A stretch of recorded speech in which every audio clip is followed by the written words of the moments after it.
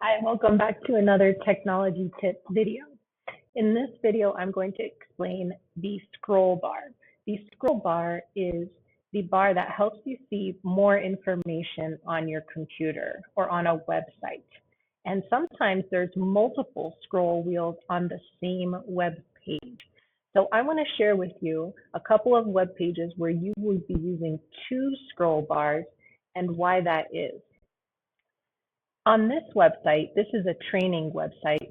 It's a video training website where over here is a list of videos.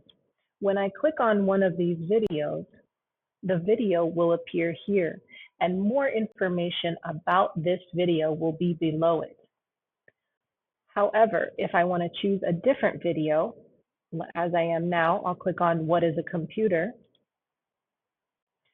I can go over here, a new video will appear and there will be new information over here.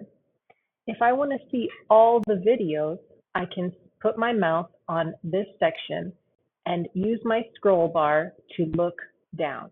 Know that I have to put my mouse on top of the area to scroll down this section. Similarly, I have to put my mouse on this section to move this side of the page. So just know sometimes pages have two scroll bars or more than one scroll bar.